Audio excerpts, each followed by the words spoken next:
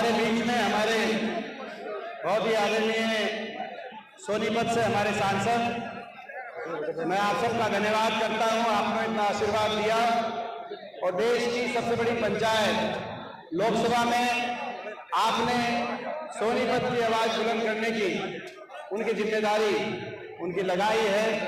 हमारे आदरणीय सतपाल धनखड़ जी हमारे बीच में, हमारे पूर्व स्पीकर और चौधरी भूपेंद्र सिंह हुड्डा जी के एक विश्वास पात्र साथी, हमारे परिवार के सदस्य, हमारे जिनके नेतृत्व में आपने देखा होगा कन्नौर का नक्शा और सूरत बदली थी हुड्डा साहब की सरकार के दौरान। जब आपने यहां से कुलदीप शर्मा जी की जिम्मेदारी लगाई थी तो हुड्डा साहब और कुलदीप शर्मा जी ने मिलकर कन्नौर का नक्शा बदला था कि नहीं बदला था? सूरत बदली थी। आज मैं देख रहा हूं सड़कों का क्या हाल है।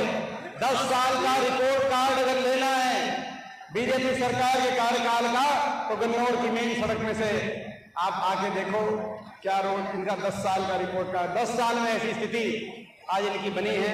तो जिनके नेतृत्व में इतना यहाँ पे विकास कार्य हुआ, हमारे आदरणीय कुलदीप शर्मा जी, हमारे विधायक इंदुराज नरवाल जी, विधायक जयवीर वाल्मीकि जी, विधायक बलवीर वाल्मीकि जी, पूर्व विधायक सुखबीर फरमाना जी, हमारे सोनीपत से विधायक सुरेंद्र पवार जी के सुपुत्र, वो भी आपको पता है कि क्या सोनीपत के अंदर जिस दिन हमारी रैली हुई, जिस दिन हमारी पदयात्रा हुई, उसके अगले दिन आपने देखा इस तरह की कार्रवाई हुई। 10 साल कार्रवाई नहीं, लेकिन इलेक्शन के पास जिस दिन हमने पदयात्रा करी अगले दिन कार्रवाई हुई, आपने वो भी देखा। और हम भाजपा वालों को बताना चाहते हैं,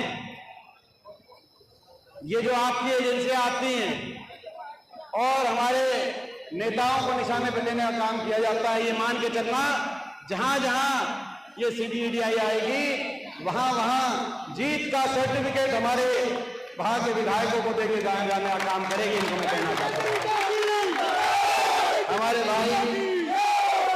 हमारे भाई ललित पवार मोनू जी, भाई बुल्ले शाह जी, भाई सुरेंद्र दैया जी, सुरेश त्यागी जी, भजनलाल कौशिक जी, पवन जैन जी, कमलेश पांचाल जी, विजय पाल जी, वीरेंद्र फोगाट जी, महिपाल फोगाट जी, नरेश जैन जी, सभी भाई राजकुमार शर्मा जी, सभी विनोद धनखड़ जी, उपस्थित सभी पिता बुजुर्ग नौजवान साथी, माँ शक्ति, सुरेंद्र भाई भगवत दयाल सिंह, भाई विजेंद्र पार्षद जी, सुरेश त्यागी जी, भाई सुरेश जी, भगवत दयाल जी, ले लिया जी उनका सबका। ये सोनीपत के बाहर के एक का सबका नाम जो है जिनका ले लिया और जिनका नहीं लिया, अभी जब चलेंगे रास्ते में तो देखूंगा कौन कौन चलेगा, मैं बीच में ले दूंगा। तो आपको पता है कि आज चुनाव का बिगुल बज चुका है। 10 साल बीजेपी को हरियाणा में मौका मिला, भाजपा को हरियाणा में मौका मिला। 10 साल में एक बार क्या हो गया भाई? आप बोलना चाहेंगे? आप बोल रहे हैं तो आप 2 मिनट रुक जाओ यार। 2 मिनट क्या जल्दी है? आप तो इस हल्के के भी नहीं हो, दूसरे हल्के से आए हो, आप पंचकुला से आए हैं ऐसा। तो देखो 10 साल भारतीय जनता पार्टी को अवसर मिला। 10 साल में मैं आप सबसे पूछना चाहता हूं, हरियाणा का बट्टा बिठाने में कोई कसर तो नहीं कमी रह रही है बीजेपी से? 10 साल में छिक लिए या कसर बाकी रह रही है? नहीं बताओ। बीजेपी ने 10 साल में हरियाणा को विकास की पटरी से उतारने का काम किया और आज 10 साल के बाद, आज से 2 महीने पहले कांग्रेस प्रदेश कांग्रेस कमेटी ने एक अभियान हमने शुरू किया, हरियाणा मांगे हिसाब, कि 10 साल में हरियाणा का इतना नुकसान क्यों हुआ, हरियाणा विकास की पटरी से क्यों उतरा। इस बात का हिसाब बीजेपी को देना चाहिए कि नहीं देना चाहिए? बीजेपी जो प्रदेश विकास में देश में नंबर 1 था, आज वो प्रदेश देश में बेरोजगारी में देश में नंबर 1 ऐसा प्रदेश बन गया हरियाणा। बेरोजगारी हम नहीं कह रहे, ये भारत सरकार बता रही है। मोदी सरकार के अनुसार देश में बेरोजगारी में हरियाणा देश में नंबर 1, नशे में पंजाब से आगे निकल गया हरियाणा, घर घर में गांव-गांव में नशा आ गया, नशे में देश में नंबर 1 बन गया हरियाणा।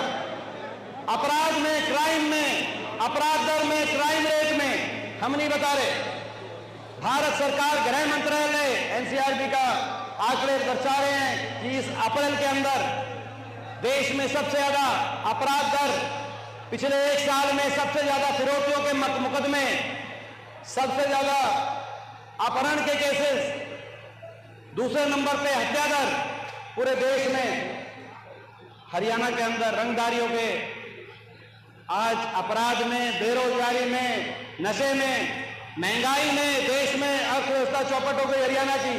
कर्जा जहां 60,000 करोड़ का था 2014 में, आज वो कर्जा बढ़कर 4 लाख करोड़ का पहुंचा दिया और वैट लगा दिया।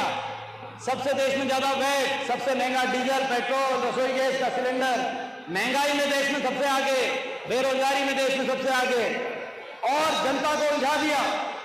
हर वर्ग का अपमान इन 10 साल में किया गया और हर वर्ग को उलझा दिया सरकार ने। किसी वर्ग की कोई सुनवाई नहीं की गई। केवल विकास की पटरी से नहीं उतरा हरियाणा, सुशासन की पटरी से भी उतर गया हरियाणा। हर वर्ग को उलझा दिया, जनता को उलझा दिया। पोर्टलों में, फैमिली आईडी में, प्रॉपर्टी आईडी में, पहचान पत्रों में उलझा दिया कि नहीं उलझा दिया, सारे पोर्टलों में जनता को उलझा दिया। और नौजवान को उलझा दिया सीटी में, कच्ची भर्ती में। सबसे ज्यादा देश में कच्ची भर्ती की राजधानी बना दिया हरियाणा को।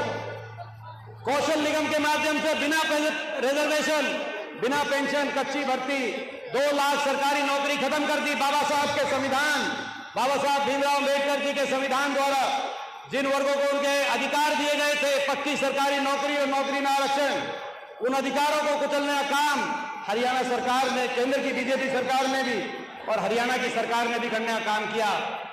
युवाओं को उलझा दिया सीटी में, कच्ची भर्ती में। आज हरियाणा का नौजवान करे तो करे क्या, बेरोजगारी की मार, नशे की मार।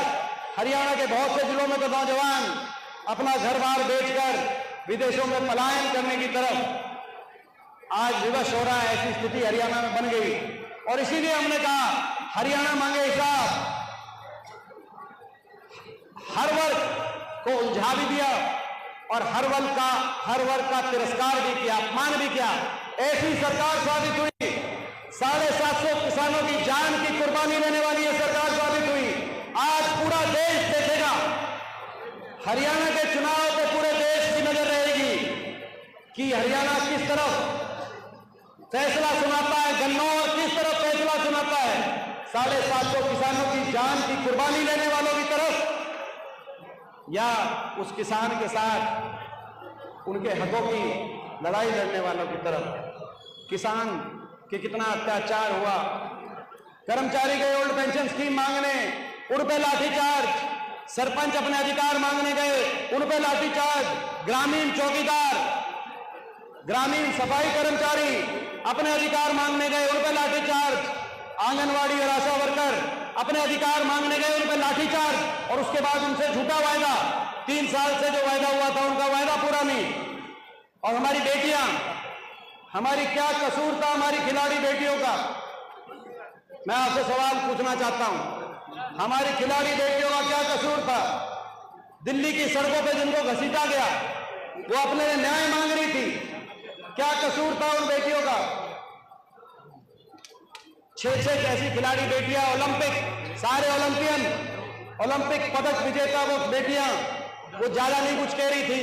वो कह रही थी कि एक भाजपा के सांसद ने उनके साथ गलत किया है, उनके ऊपर मुकदमा दर्ज हो, उनके केस दर्ज, FIR दर्ज हो। लेकिन सरकार ने 6 महीने तक FIR तक दर्ज नहीं करी।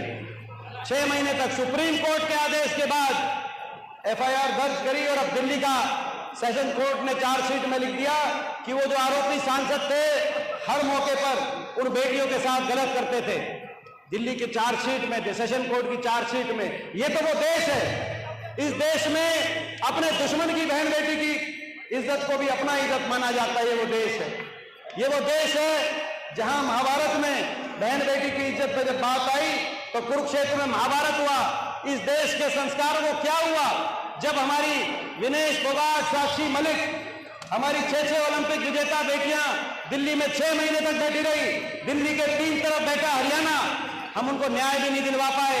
और यहाँ के जो मुख्यमंत्री हैं, जो उनके साथ जाकर एयरपोर्ट पे फोटो खिंचवाते थे जब वो मेडल लेके आती थी वो बेटियां, उन्होंने एक लाइन भी नहीं कही कि आपको इस देश में न्याय मिलेगा।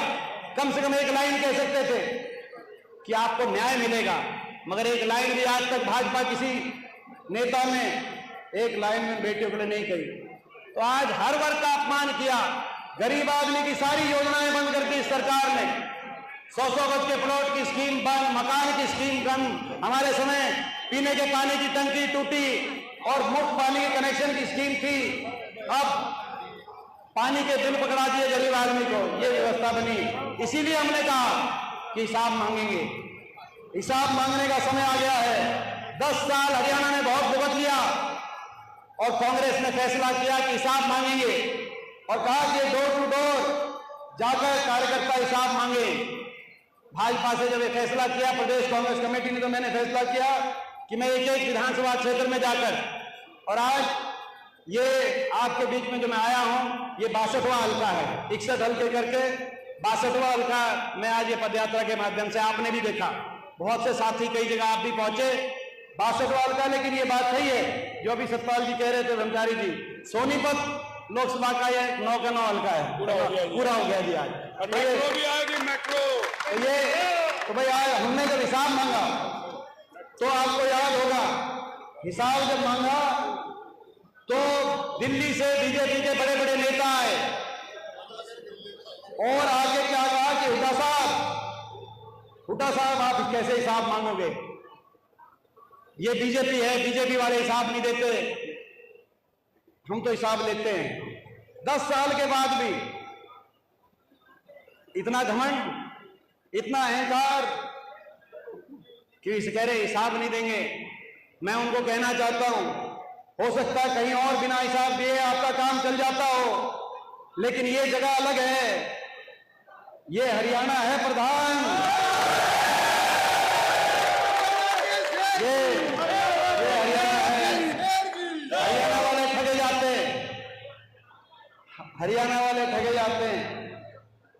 हम सीधे हैं, हम ईमानदार हो सकते हैं, लोग दूर दूर से आके हमें ठग सकते हैं,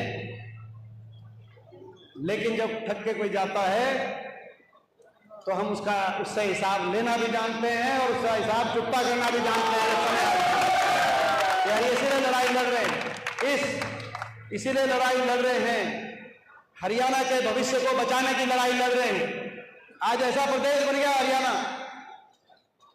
केंद्र सरकार ने, अभी ये मेट्रो की बात कर रहे थे, मेट्रो का उदाहरण ले लो।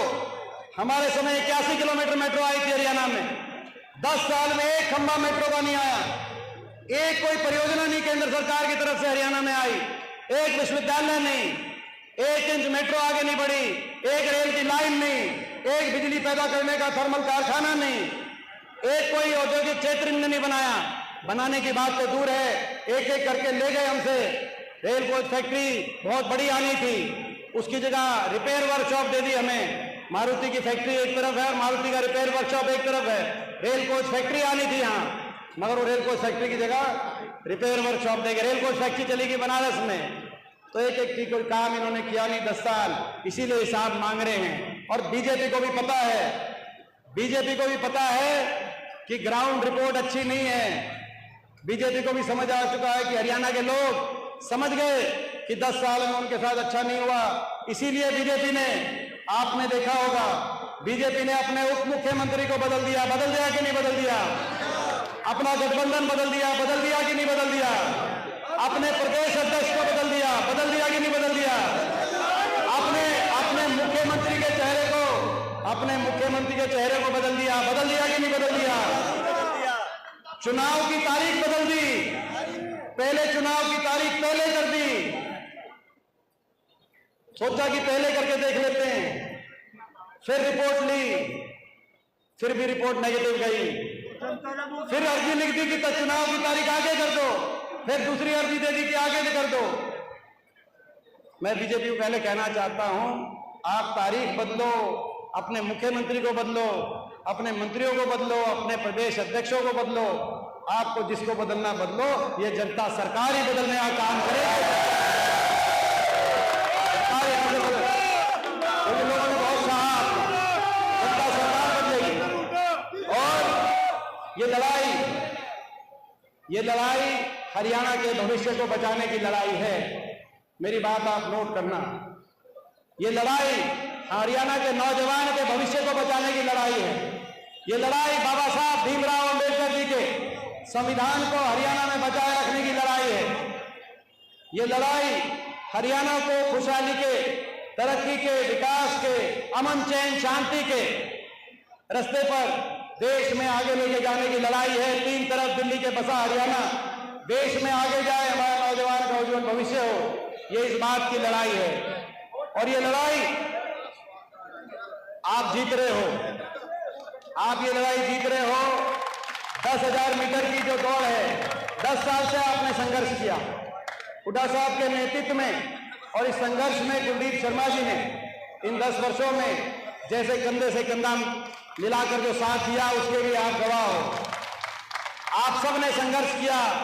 दिल्ली में कोई रैली हुई, पानीपत में कोई रैली हुई, कहीं गोहाना में रैली हुई, प्रदेश से किसी कोने में जाना हुआ तो कुलदीप शर्मा जी के नेतृत्व में गन्नौर हल्का किसी से पीछे नहीं रहा। ये मैं आपको कहना चाहता हूं, ये सच्चाई। ये इस लड़ाई में 10,000 मीटर की लड़ाई है। इसमें आखिरी 50 मीटर बचे हैं। आप आगे हो, आप आगे हो। ये फाइनल आ गया। जैसे विनेश नहीं, पहली कुश्ती, दूसरी कुश्ती, सेमीफाइनल, फाइनल में, लेकिन ये जो आखिरी फाइनल है, साम दाम दंड भेद का प्रयोग किया जाएगा। साजिश और षड्यंत्र आपको रोकने के लिए किए जाएंगे। फाइनल में जो आज आप आगे हो, भाई मैं आपसे पूछना चाहता हूं, 10 साल की इस मेहनत, इस लड़ाई, संघर्ष को,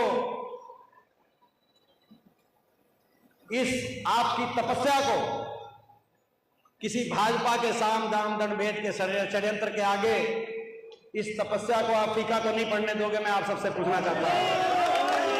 चुकोगे तो नहीं? चुकोगे तो नहीं? भाई देखो, और ये आपको विश्वास दिलाते हैं, सही बात है। अगर आपने रुखाल रख ली, ये 40, मैंने जैसे कहा ना भाई, 10,000 मीटर की दौड़ थी, आखिरी 40-50 मीटर रह रहे हैं।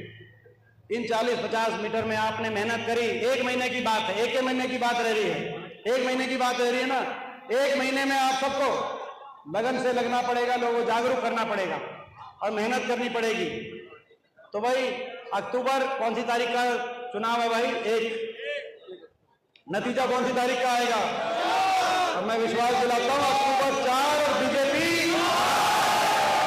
आपकी मेहनत, अक्टूबर 4 बीजेपी बाहर, आपकी सरकार बनेगी हरियाणा में। पहली कलम से बड़े बुजुर्गों को देश में डंके की चोट पे सर्वाधिक 6,000 बुढ़ापा पेंशन अगले महीने से दिलवाने का काम करेंगे। हमारे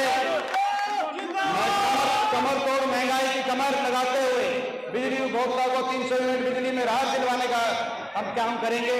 गरीब आदमी के महात्मा गांधी ग्रामीण बस्ती योजना दोबारा से शुरू करके 100 गज के प्लॉट और साथ जरूरतमंद को 3.5 लाख की आर्थिक सहायता से उनका मकान में मदद कराने का कांग्रेस पार्टी की सरकार कराने का हम काम करें। किसान को MSP की गारंटी, कर्मचारी को ओल्ड पेंशन स्कीम,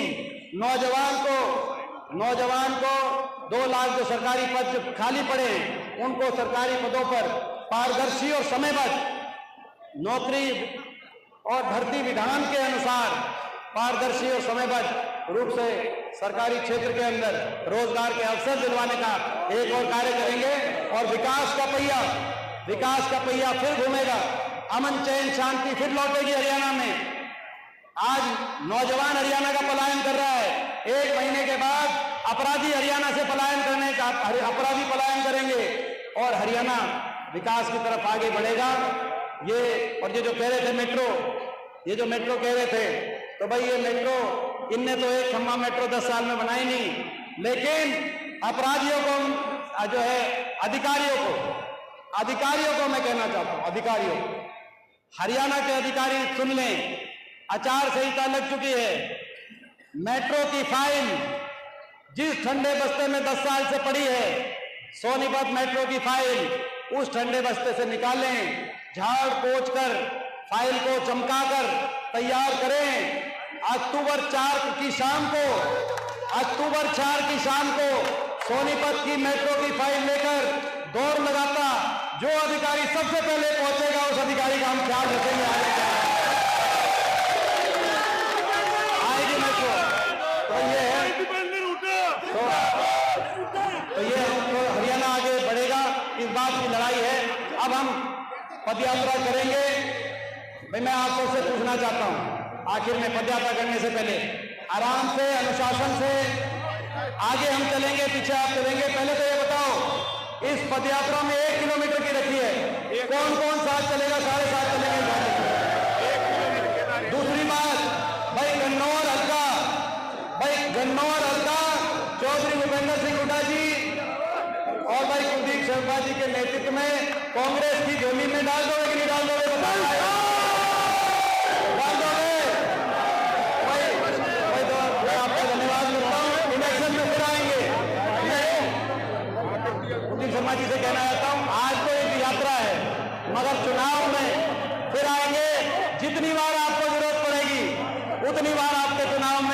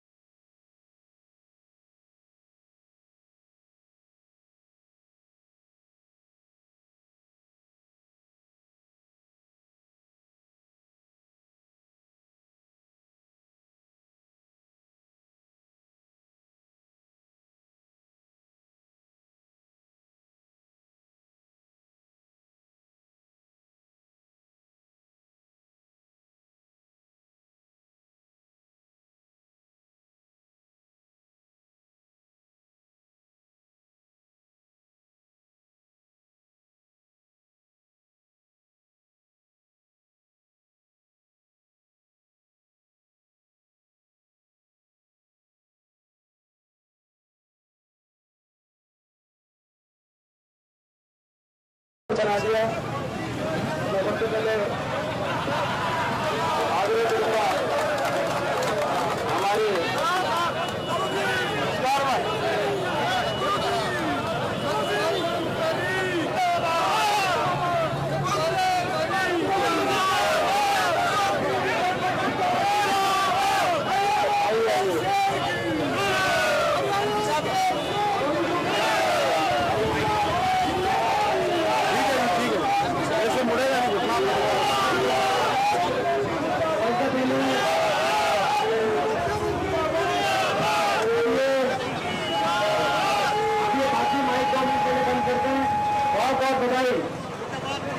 रिकॉर्ड बना दिया है कन्नौर हल्के ने। बहुत बहुत बधाई। सबसे पहले मैं आग्रह करूंगा इसमें सांसद जी धन्यवाद करेंगे।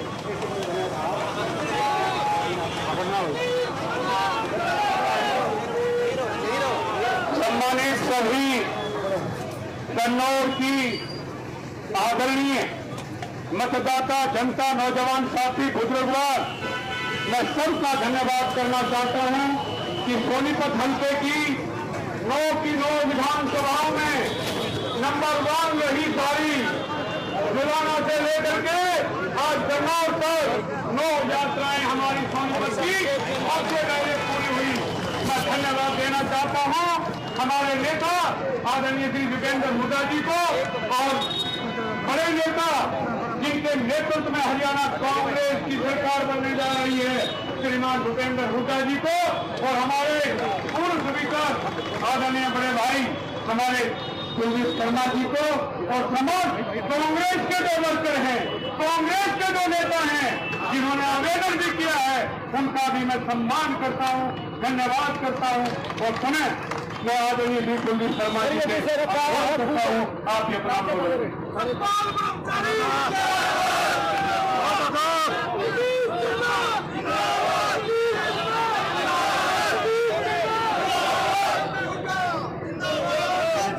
होगा जी सांसद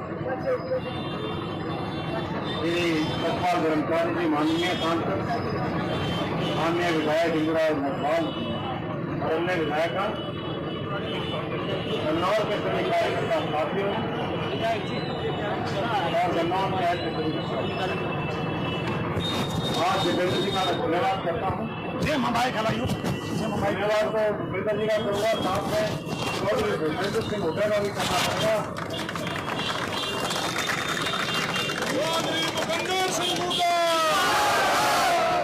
क्योंकि हरियाणा में केवल एक हल्का ऐसा है जहां दोनों बाप बेटा आए हैं, चाचा और भतीजे की। इसमें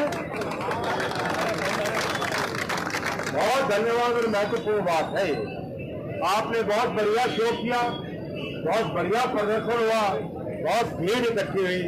आपका मैं समस्त कांग्रेस पार्टी की ओर से धन्यवाद करता हूं। निवेदन करूंगा माननीय चौधरी जितेंद्र सिंह हुड्डा जी से कि वो धन्यवाद करें।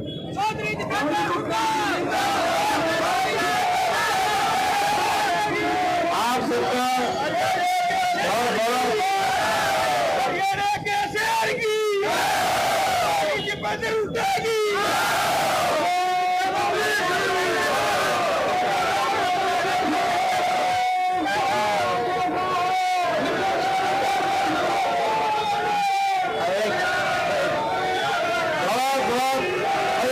बहुत कांग्रेस पार्टी आप सबका धन्यवाद तो क्या करें।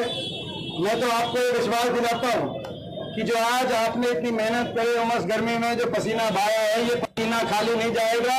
4 तारीख को आपकी सरकार 4 तारीख को आपकी सरकार लेकर आएगा।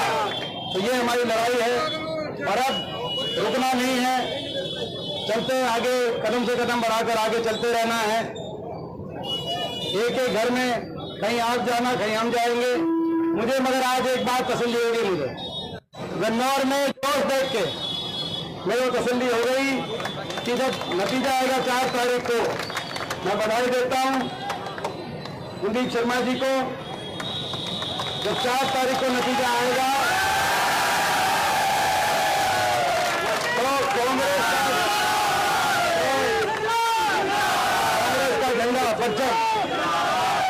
कुलदीप जी के नेतृत्व में, हुड्डा साहब के नेतृत्व में मुझे पूरा विश्वास, आज पूरा विश्वास हो गया। और आपस में कहीं आप जाना किसी हल्के में, कहीं दूसरे हल्के के जो आए हैं, आपस में तालमेल से अपने को चलना है। कहीं कोई रिश्तेदारी में, जानकारी में, पूरे हमारे इलाके में, सारे हमारे इलाके की, इस इलाके की तरफ मैंने जो कहा था कि हरियाणा की तरफ पूरा देश देख रहा है, लेकिन इस इलाके की तरफ भी भाई, हमारे भाई जिले की तरफ भी पूरा हरियाणा देख रहा है। भाई इसमें कहीं भी चूक की गुंजाइश नहीं है। हमने तो जितनी मेहनत करनी थी वो आपके सामने कर दी। हम तो 10 साल इनसे लड़ने थे, भिड़ने थे, जो करना था कर दिया। अब भाई ये जो अब आखिरी का जो 1 महीना है, इसको आप संभाल के रखना। सारे अपनी सारी की सारी सीट, क्योंकि यहाँ सोनीपत की तरफ सारे देखेंगे, सोनीपत की तरफ सारे देखेंगे भाई, सारी की सारी सीट में केवल गन्नौर नहीं, गन्नौर तो बच गया हमें, मगर बाकी सारी सीट में भी आप सारे सहयोग करके चलना। तो एक बार फिर आपका बहुत बहुत धन्यवाद। और भाई बधाई मैं देता हूँ इस बात के लिए। आपने भी देखा होगा सैकड़ों दुकानदार भाइयों ने अलग अलग पॉइंट पे मान सम्मान किया, वो अलग, लेकिन हर दुकान के अंदर जब हम नजर से नजर मिलती थी तो आशीर्वाद मिलता था। भाई वो जो आपको आशीर्वाद मिलता है पूरे रास्ते, वो बदलाव का सूचक है। ये बदलाव नहीं हो सकता। आप सबका बहुत बहुत धन्यवाद।